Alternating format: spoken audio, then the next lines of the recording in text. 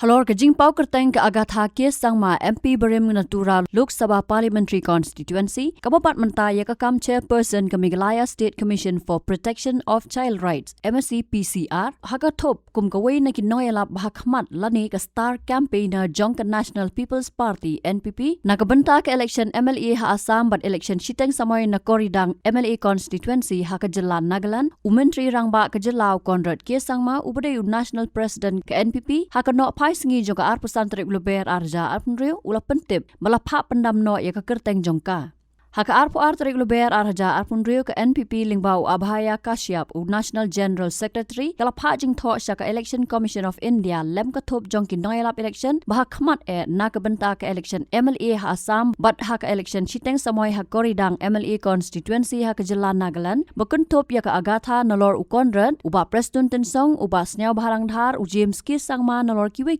pat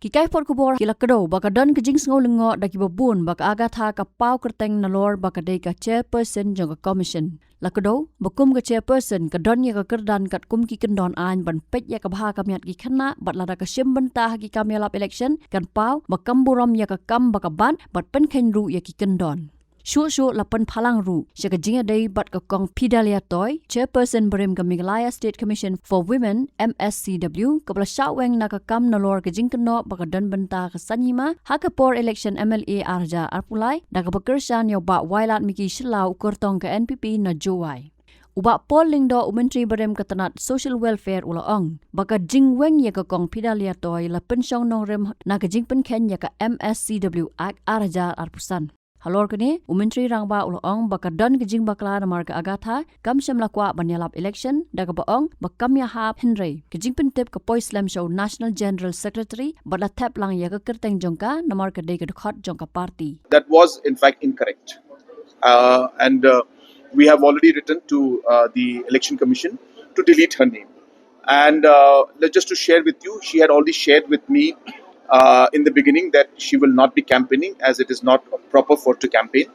But due to some kind of shortcomings and the party campaign team not being communicated that part, they ended up putting her name because she is a senior leader of the party and therefore they felt it appropriate. So they did the right thing, but this message did not reach them at the right moment. But to take corrective measures, we have already communicated to Election Commission that they should remove her name from the list of main campaigners.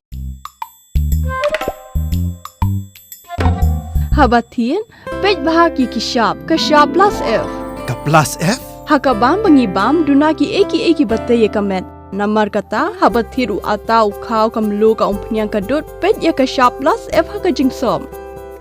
Yaki nutrient kumki vitamin bat ka ayan la icon diat bada ka bathau bha kam khta ika dur jingki marbam ka jing mat lani ka rukom shed yaki balehi banai kita ka don ka we ka jing mentoy ba kongsan